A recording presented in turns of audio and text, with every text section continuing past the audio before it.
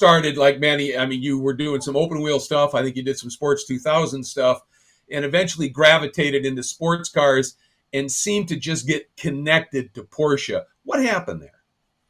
Yeah, that's great, Greg. Yeah, I really appreciate the opportunity to come talk to you today. So thanks for having me on so much. But yeah, you're absolutely right. I remember you calling one of my F2000 races early on back in the day, and I did start in the smaller Formula cars, and really realized early on that my open wheel dreams were probably going to be very difficult without a substantial amount of funding, and I had about zero, so that was all I had.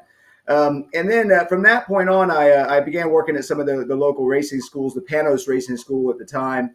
And through those relationships, I'd met a fella named Dr. Michael Colley, a doctor down in the Atlanta area. And he wanted to start racing and hired me as his coach. And we went right into the Porsche Cup car. So really my first GT racing experience was in what was the 996 GT3 Cup. And it was a big departure from the open wheel cars and the Sports 2000s that I used to race. But Porsche was a brand that I grew up watching and salivating over the 962 when I was a little boy at Road Atlanta, watching Al Holbert and all my great heroes drive. So it was really easy for me to gravitate and latch on to the Porsche Cup car and the Porsche brand. So my love affair with Porsche race cars started with with the 996 Cup, and then as continues on to this day. I can't help but notice, obviously, the Road Atlanta logo on your door behind you there, the track layout. You talked about your heroes, Al Holbert and the like, running in the glorious GTP era, the Porsche 962s, and that. Now we have the new GTP era coming upon us here. You talked about how you met with Hurley Haywood, who was connected with Brumos. Any fun, interesting stories from early in your career when you were making those early connections and weaving your way into a pro driver seat? Yeah, sure. And I'll speak about Hurley just because he's a hero of mine too. So when I was at Road Atlanta, which it's always on my wall back there, it's really probably my favorite place in the world. I've been there since I was about 4 years old, and when I was those young ages back in the GTP era, I'd walk through the paddock after sessions and go try and talk to all the drivers. And I remember Al Holbert patting me on the head and signing my little notebook, and Hurley Haywood taking time to sign my notebook. Brian Redmond, just all the greats. Price Cobb. I can't. I just go on and on with all these guys that were just hero level to me.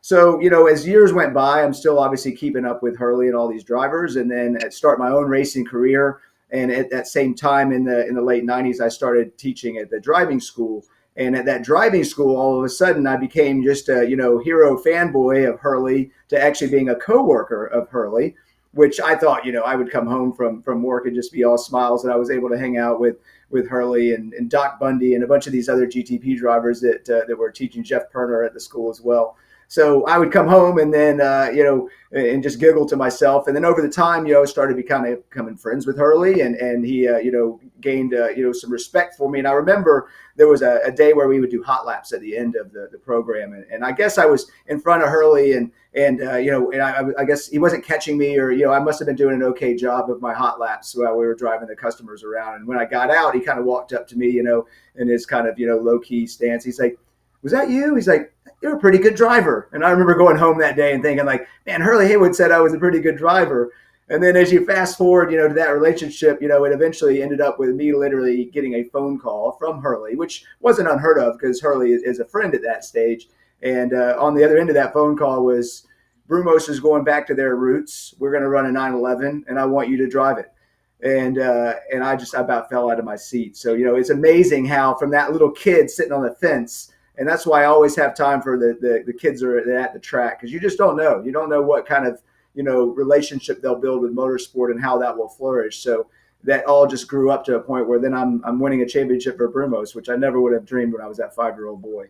You started with what is now the Porsche driving experience, helping teach, young upcoming drivers. You're very much in demand as a coach. Michael McCann is a young man that we want to get on this show in the very near future.